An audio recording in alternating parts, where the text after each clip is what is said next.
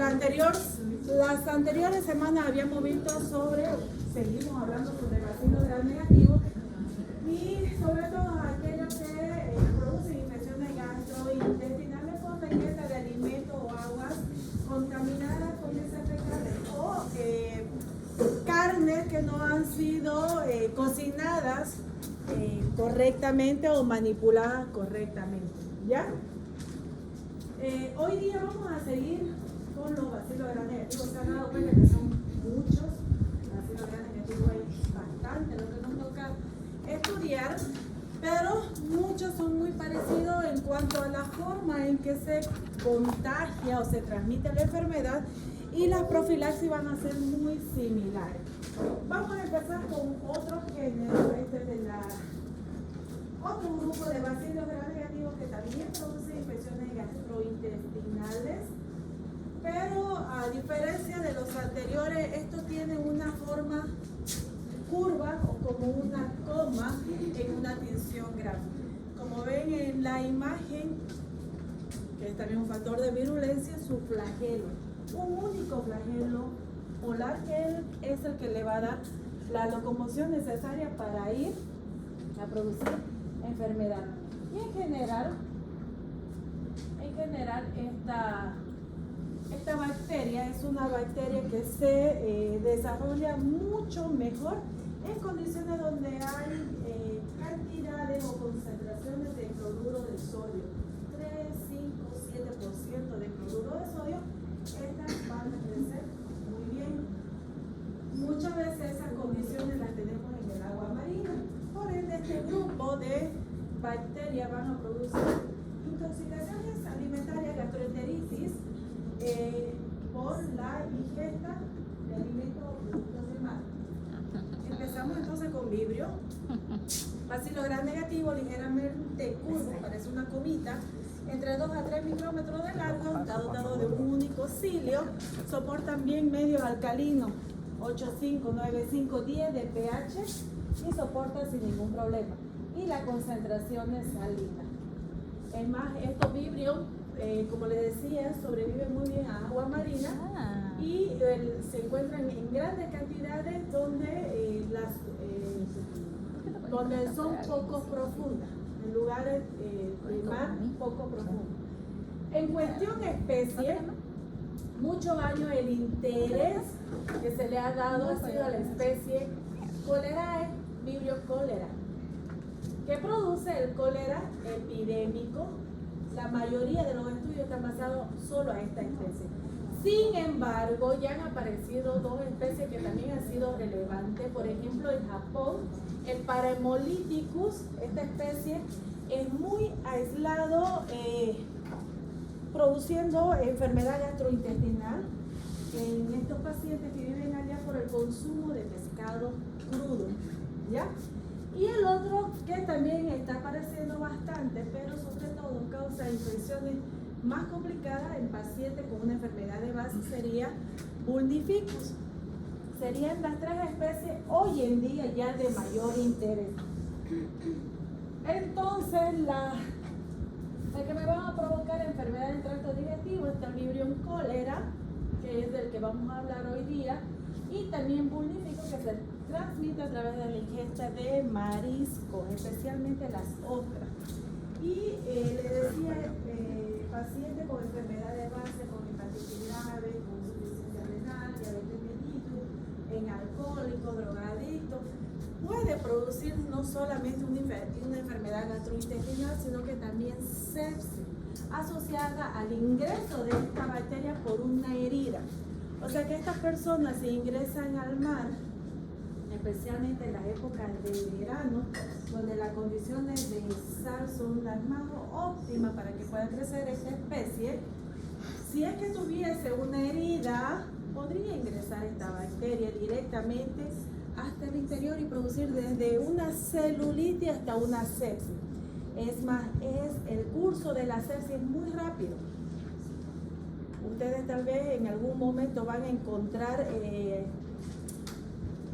a leer algunos artículos o alguna noticia donde dice la bacteria come carne. Se refieren a esta Bulnificus, ¿ya? Pero especialmente en estos tipos de pacientes. Además, si yo quisiera evitar esto en estos pacientes, pues tendría que tener todo el cuidado para el cuidado de no meterme con heridas abiertas. O si manipulo marisco en mi trabajo, hacerlo con guantes para evitar tal vez una cortadura, ¿no? Bienvenido otra vez. Voy a hacer la clase, ¿no? Va a ser mi ayudante. Vamos a ver si aprendió el martes. Sí, no. Hablemos entonces de Vibrio cólera, que es la especie que ha sido más estudiada precisamente porque ha producido mucha muerte a lo largo de nuestra historia. Es un bacilo gram negativo en forma de bastón curvo que provoca el cólera.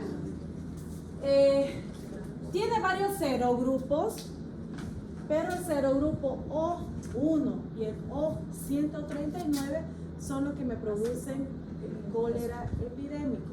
Estos son los que tienen relevancia. Los otros serogrupos son extraintestinales, o sea que me van a producir septicemia en menor cantidad, pero sí están. Entonces, dentro del O1 y los 139, el O1 es el que me va a producir, o hay estos dos biotipos, clásica y el TOR.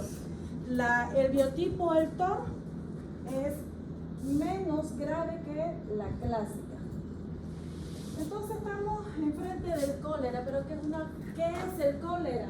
Es una enfermedad aguda diarreica producida o provocada por este Vibrio cólera, nada de cholerae, ¿ya? Nada de cholerae, es como el Escherichia coli, ¿no? Nada de chachichuchochu. Vibrio cólera, ¿ya?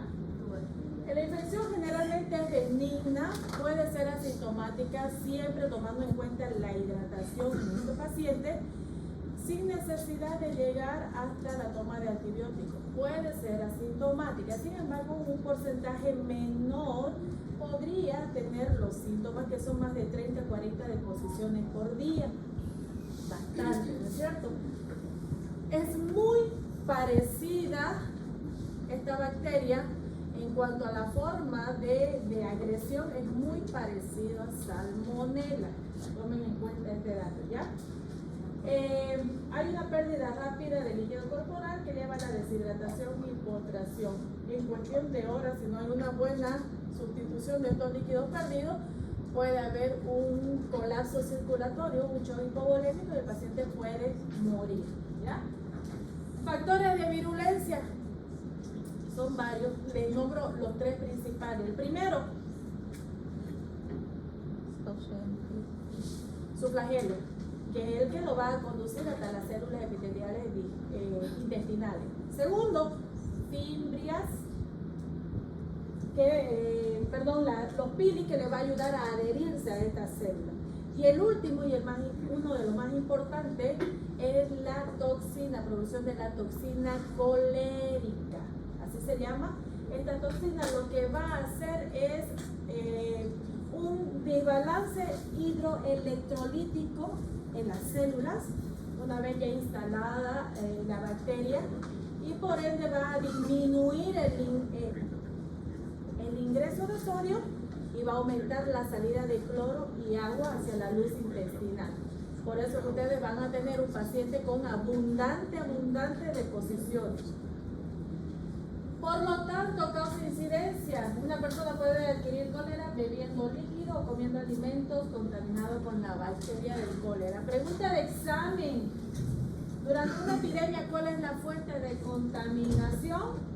Las heces de estas personas infectadas, ¿ya? Las heces. Por eso, si no hay una buena higienización o lavado de manos, tal vez podría transmitirse de persona a persona dándose solamente la mano o saludándose, ¿sí? Es poco común la transmisión directa de persona a persona, pero puede ocurrir en este caso que les comentaba. Se presenta como epidemia donde existen condiciones sanitarias deficientes, donde hay hacinamiento, cuando hay guerra, y bueno, los que más sufren son la población en general, que no tiene las condiciones sanitarias en su momento a la mano, ¿no?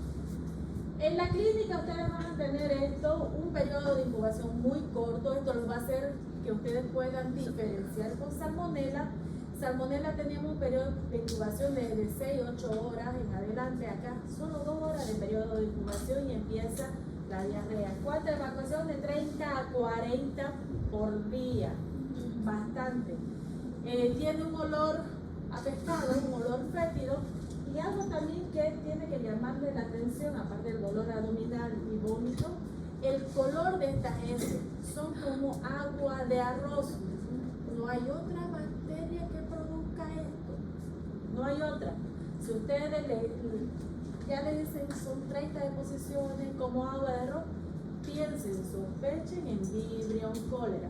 ¿Por qué como agua de arroz? Consecuencia de liberación de productos, fibrinas, células, leucocitos muertos y ese olor a pescado, ¿no? Esta diarrea se acompaña con vómito. Ya les había comentado yo, sí hay vómito, de paso la deshidratación es mucho más rápida, tenemos que controlar esta parte, ¿ya? No causa fiebre debido a que el cuadro lo produce la enterotoxina y no así el germen. Con esto les quiero decir que esta bacteria no es invasiva. Su efecto de producir diarrea es por la toxina. Por ende, siempre va a estar en el intestino, no va a salir hacia afuera. Si estamos hablando de Vibrio cólera, de los serogrupos que les mencioné, lo 1 o 139, no son extraintestinales, ya no son invasivos, se quedan ahí y ahí producen la infección. Por todo lo anterior ustedes van a encontrar esto. Miren al paciente, está en estos camastros y no les da tiempo para ir hasta el baño. Tienen estos baldes ahí a la mano para poder utilizarlo porque son 30 40 deposiciones al día que ellos están realizando. Apatía, decaimiento, disfunción sexual, pérdida de memoria, diarrea, con defecto en la flora intestinal, frialdad, palidez, cianosis. Una deshidratación tormentosa que puede llegar a conducir a la muerte. Diagnóstico. En la parte clínica, con lo que les dice el paciente, ustedes ya podrían diagnosticar. En caso que les toque encontrarse con un paciente con Vibrio cólera, lo deben aislar e indicar que el personal que lo está atendiendo debe aumentar la rigidez o lo que conoce de lavado de manos, ¿ya? Muchas veces, muchos estudios indican que el médico es el que peor sabe lavarse las manos. No lo digo yo, lo dicen varios estudios, y el que mejor lo hace es la enfermera. Increíble, ¿no? Así que si tenemos este tipo de pacientes, lo aislamos, avisamos al sede, porque lo que tenemos que evitar es que se produzca una epidemia. ¿Ya? Doctora, ¿Me frío? Sí, está frío. Mis hormonas, chicas, mis hormonas. Es que estamos literalmente al baño. En la exploración estamos en un cuadro con poca respuesta inflamatoria. En el hemograma va a haber una leucopenia, no hay una leucocitosis en este caso. ¿Por qué? Porque no es por la bacteria, otra vez, sino por su toxina. Por ende, se acuerda que yo les mostraba la anterior semana que en el moco fecal, si les reportan abundante leucocito, escaso leucocito, regular, en este caso no se observan leucocitos. Y a ustedes esto lo tiene que hacer descartar que es por la bacteria y que puede ser ocasionado también por una toxina, ¿ya? Entonces ustedes no van a encontrar los leucocitos en la heces fecal. Pero también hay otro tipo de pruebas, van a solicitar cultivo, hay pruebas rápidas hoy día, o también incluso hacer una tinción Gram. Gracias, Leo. Hasta luego. O también hacer una tinción Gram para poder observar la forma de esta bacteria, ¿no? Tratamiento, lo primero, y nunca se deben olvidar, si hay un paciente con diarrea y está deshidratado, que es lo primero que van a realizar ustedes. Santiago, ¿qué es lo que va a realizar usted primero? ¿Qué estadística me va a decir? Los jaguares. ¿Qué es los Los jaguares. Hidratar, exactamente. Eso es lo primero que ustedes van a realizar. Y en estos pacientes debemos tener el cuidado y hay que estar pendiente de esto, que como es gran cantidad de líquido que va a estar evacuando este paciente con electrolito, bicarbonato y demás, ustedes deben reponer eso teniendo en cuenta de no colapsar, porque podríamos sobrecargar el corazón con la devolución de tanto líquido. Por eso es no solamente bueno utilizar la vía endovenosa, sino por la vía oral. Si bien no ingresa gran cantidad por vía oral, es una buena cantidad que sí me podría ayudar. Hay que hacer controles de electrolito, de calcio, su glicemia, su bicarbonato, para ir reponiendo lo que necesita. Ahora, ¿qué antibióticos ustedes van a utilizar? El que más ha funcionado y menos resistencia, la tetraciclina en primera línea, en los casos de cólera, la tetraciclina. Luego pueden estar la ciprofloxacina y trimetoprina, ¿ya? Pero en primera línea, tetraciclina. Hablemos de otra bacteria que es muy parecida al género Vibrio y le pusieron el nombre Campylobacter precisamente para poder diferenciar uno de otro. Son muy parecidos, pero se van a dar cuenta ahora en la clínica que otra cosa más aumenta. Origen griego, si no me equivoco, de campilo por curvo, por tener esa forma curva, y Bacter de bacteria. Esta es una bacteria que me va a producir infecciones gastrointestinales, pero aparte de ello también me puede producir sepsis. Si bien es una bacteria que a muchos tal vez no ha dado infección gastrointestinal, por esto es autolimitado, por suerte. Pero sí, siempre el paciente o la persona que tiene factores que me puedan influir en llegar a tener una gastroenteritis, hay que tener mayor cuidado. Niños pequeños, adultos mayores, personas con enfermedades de base son uno de los factores que predominan para estas infecciones gastrointestinales. Y miren, tiene la forma de comas móviles, forma como una S o forma de alas de gaviota. Así se ve una tinción grande. Se destruye por floración, por pasteurización, muy sensible, entonces para poder destruir. No forman esporas. Y aquí una característica, aquellas especies que producen estas infecciones gastrointestinales crecen muy bien a 42 grados centígrados. Si bien los síntomas son muy parecidos a las otras bacterias que producen estos mismos síntomas, cuando yo tengo que diagnosticarlo, hacer las pruebas en el laboratorio, solo con subir la temperatura a 42 grados a mi estufa, va a seguir ella solita, viva en mi medio de cultivo, y las otras que están acompañando se van a morir a esa temperatura. Varias especies, las importantes, Campylobacter coli, Campylobacter jejuni, que me van a producir estas infecciones gastrointestinales y septicemia, y fetus en pacientes inmunodeprimidos. Entonces tengo las especies termófilas, que son los enteropatógenos que les mencioné ahora, y han aparecido Stellari y Upsaliesi, que si bien se ha ido aislando en las personas, esto sobre todo produce infecciones gastrointestinales en animales. Lari en gaviota, Upsaliesi en perro. Y si yo no tengo un buen lavado de manos, tal vez a limpiar esas heces fecales de estos animales, podría estar llevando este Campylobacter a casa. Siempre y cuando haya estos factores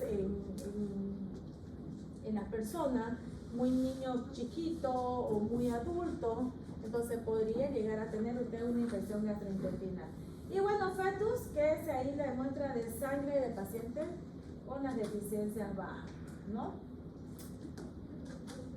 Cuadro clínico, también me produce esta diarrea, hay fiebre, dolor abdominal tipo cólico, y aquí tienen que tomar en cuenta lo siguiente: si Vibrio es muy parecido a Salmonella, Campylobacter es muy parecido a Shigella, porque las heces fecales de un inicio son abundantes y terminan siendo en poca cantidad con presencia de sangre, al igual que Shigella. Presencia de sangre. Y en poca cantidad el paciente llega a ver tenesma. Ganas de hacer harto, pero sale poco. Tenemos ahí la imagen del Campylobacter jejuni. Es más, esta bacteria, sobre todo ocasiona estas enfermedades gastrointestinales en los países desarrollados. En Estados Unidos, alrededor de 2 millones de casos de Campylobacter jejuni al año. Es bastante, ¿no es cierto? El esquema de diagnóstico, por suerte, y hoy en día ya tenemos pruebas rápidas, también ustedes pueden solicitar un cultivo tomando en cuenta que pueden decir que están sospechando el Campylobacter para subir la temperatura y llegar a los 42 grados, ¿ya? Tratamiento. Si bien es autolimitado también, pero en el momento que ustedes estén viendo fiebre, sangre, aquí el medicamento que se ha utilizado porque ha tenido éxito en el tratamiento es la eritromicina. Funciona muy bien en los casos de Campylobacter, al menos efectos adversos para el paciente. Para terminar, y no se me duerman todos, Helicobacter pylori, estoy segura que muchos han debido escuchar de esta bacteria, muchos que han tenido gastritis, le han hecho la prueba de Helicobacter pylori, ha salido positivo. Veamos qué es lo que tiene esta bacteria. Sigue siendo un bacilo gram negativo, pero acá ya su forma como que es más ya en forma espiral. No es un bacilo recto, no es un bacilo curvo en forma de coma, sino que ya es tipo espiral, va cambiando la forma. Y no tiene un solo flagelo, tiene varios flagelos, pero en un solo punto de salida, que eso le va a dar mayor locomoción a esta bacteria. Entonces, es microaerofílico. Esto es importante y es uno de sus factores de virulencia, la producción de la ureasa, y ya le voy a decir qué es lo que hace esto más adelante. Es agente etiológico de qué? Gastritis, úlceras y adenocarcinoma gástrico. Bonita la bacteria, ¿no? Sin embargo, no significa esto, a ver, que vamos a hablar de la forma de transmisión, cómo se transmite esta bacteria. Si yo la puedo recuperar de las heces fecales, ¿cómo se podría transmitir? Por la ingesta de alimentos contaminados con estas heces fecales de una persona con Helicobacter pylori, ¿cierto? Se la aísla también de la saliva.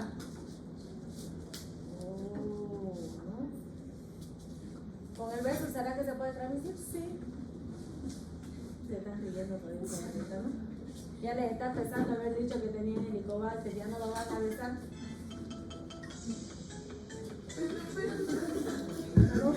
Pero.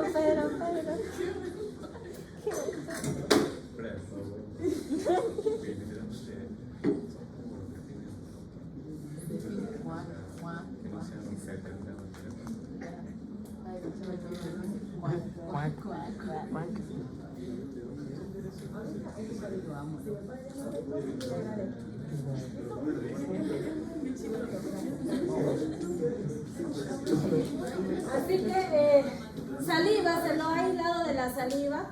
¿Se puede transmitir por besos? Sí. ¿Se ha aislado de placa dentales? Sí. Entonces hay mayor opción de que por besos se puede transmitir. Ahora, no significa que usted se besó, está con su Helicobacter pylori por ahí, ya tiene, no. Usted tiene mecanismo defensivo en su cuerpo, ahí lo tienen, ¿no?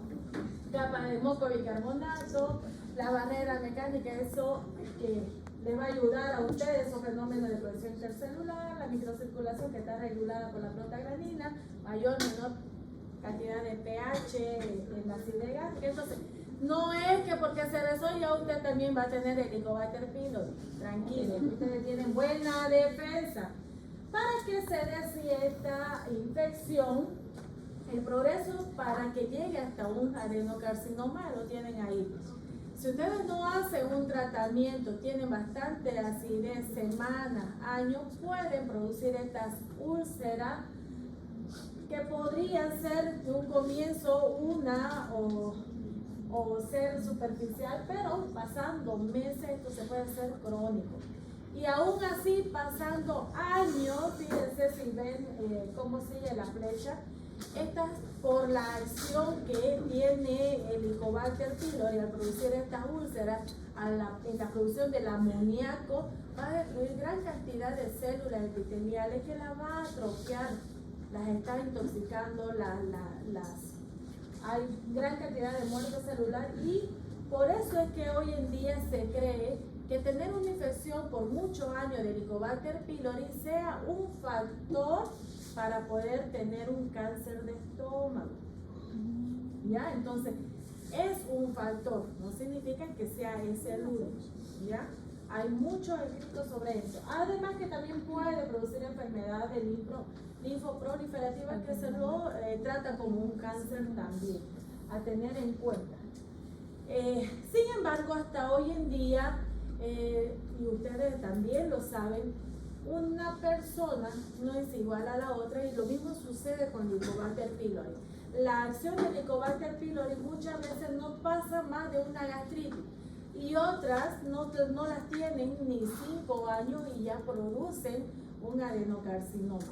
Así que se ha llegado a un consenso de ver qué puede suceder para que lleguemos a tal situación. Hay 3 factores probables que pueden inducir para llegar a tener las consecuencias más letales en cuanto al Helicobacter pylori. Factores bacterianos, factores del huésped y factores ambientales. Dentro de los factores bacterianos están la gran cantidad o la dosis infectiva que puede ingresar este Helicobacter pylori, es una de las probabilidades. La microbiota, y yo sigo, ¿no? La microbiota. Tengan buena microbiota, alimenten bien a su microbiota. No tienen microbiota, quieran microbiota. ¿Por qué? Probiótico. Yo debería de hacer mi probiótico, no debería de Yo tomo pero eso. no. Factores del huésped, por ejemplo, la predisposición genética del antígeno LEWB no lo tienen, son muy pocas las personas que tienen este problema genético, donde hay una deficiencia antigénica en los eritrocitos.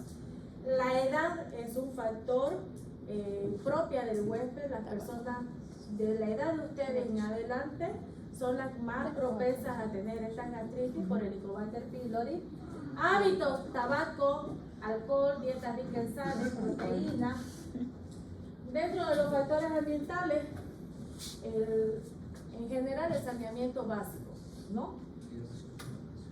Ahí tenemos 2 imágenes de una úlcera gástrica y de una úlcera duodenal, para que lo tomen en cuenta. En estas úlceras pépticas son estas llagas que pueden recurrir tanto estómago, duodeno, y pueden ser producidas sobre todo por el Helicobacter pylori, por los AINES. ¿Qué son los AINES? Antiinflamatorios no esteroideos, aspirina y ibuprofeno. Personas que constantemente están tomando aspirina, ibuprofeno, pueden llegar a producir también estas úlceras. Estas úlceras pépticas no solo es por Helicobacter, ¿ya? Por ende, pregunta de examen. Para producir una úlcera gástrica, ¿qué mecanismo de lesión podrían seguir? Podría ser por Helicobacter pylori, por estos AINES, ¿ya? ¿Cuáles son los síntomas? A ver, ¿quiénes han tenido estas gastritis? Hay ese reflujo a veces en la noche, ¿no? Esa acidez que arde bastante y que si ustedes toman un antiácido pasa, o si comen algo también pasa, pero generalmente ese dolor en el epigastrio 30 minutos, 60 minutos después de comer o entre comida es muy doloroso. Hay pérdida de peso, apetito, distensión del abdomen, eructo, náuseas, vómito. Vámonos, ¿cómo es que daña el Helicobacter pylori? Fíjense que el Helicobacter pylori tiene una forma de espiral, ¿ya? Y tiene varios flagelos en un solo punto. Ahora bien, el Helicobacter pylori va a crecer o se desarrolla más en un pH de 6, 7. ¿Ya? El pH de la capa mucosa del lado luminal es ácido. Ahí no va a desarrollarse el Helicobacter, pero sí del lado epitelial que puede llegar hasta 7.4, dice la literatura, el pH. Entonces, lugar óptimo para que esta pueda llegar a adherirse y hacer el mal que nos hace. ¿Cómo llega? Va a pasar o traspasar, va a taladrar, vamos a decir, la capa mucosa del estómago, se adhiere a la capa mucosa epitelial y una vez acá va a necesitar neutralizar el medio gástrico. Dijimos que es gran productor de ureasa. ¿Qué hace esta enzima? Va a transformar la urea en amoníaco y dióxido de carbono. De esta forma neutraliza el medio ácido gástrico. Y el amoníaco tóxico resultado es el que me va a llegar a producir esta úlcera. Uno de estos vinos neutralizó, pone el ambiente más básico, vamos a decirlo, más neutro, y gran cantidad de Helicobacter van a ese lugar donde ya inició la infección. Como hay gran cantidad de amoníaco tóxico, empieza a destruir las células y empiezan a producir las úlceras, ¿ya? Así es como el Helicobacter pylori al paso del tiempo va a dañar muchas células, destruirla y llegar a la muerte celular de ella.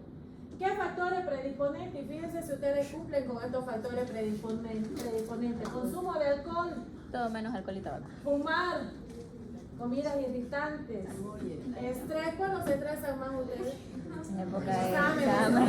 Hoy, ahorita, díganme, estamos empezando. Sí, doctora, déjame examen una vez. A ver, se estresan, fuman, No. comen comida picosa. Sí. Después de un examen, ¿nunca han ido a tomar después de un examen? No. Bien, Todos los viernes.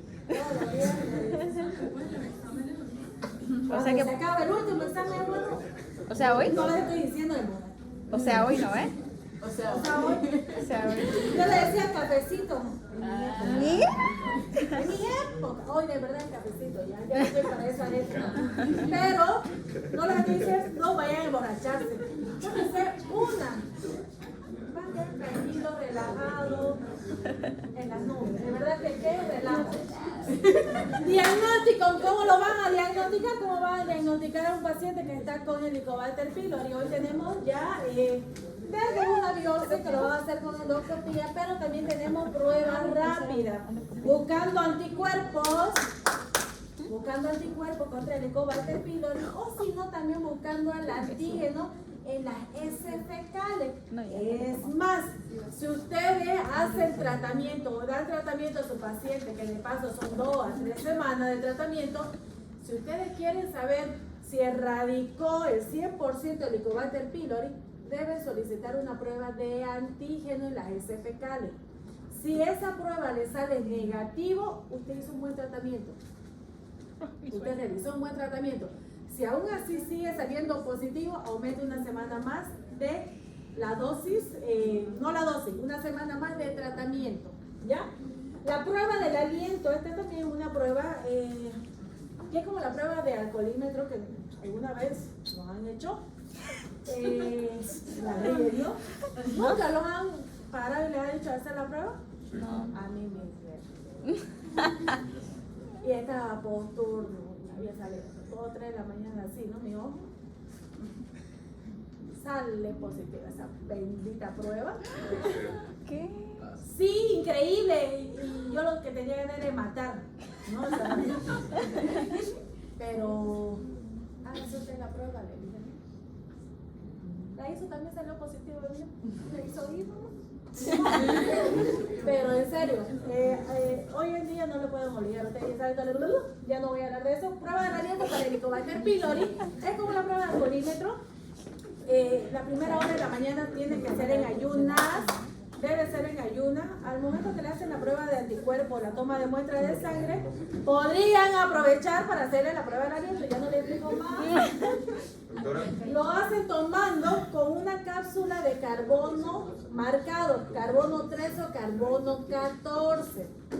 ¿Esto por qué? Porque si es productor de ureasa, con el carbono marcado se va a presentar va a haber esa combinación. Esta bolsita que ustedes ven acá lo van a meter al equipo y van a ver si hay la presencia de esta enzima ureasa.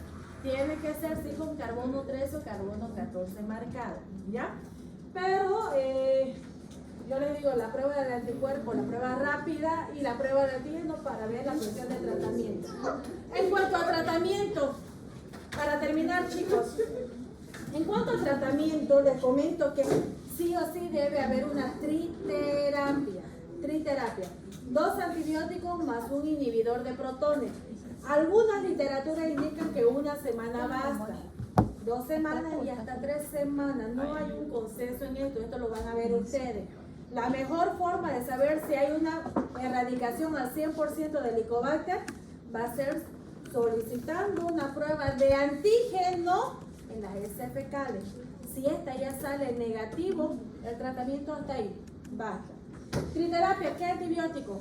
Amoxicilina, maclaritromicina, unida también al omeprazol. Antes, en vez de la amoxicilina, se daba metronidazol. Hoy tenemos más del 80% de resistencia. Aún así, ustedes podrían dar metronidazol en pacientes que son alérgicos a la penicilina. Cambiamos la amoxicilina y damos metronidazol, ¿ya?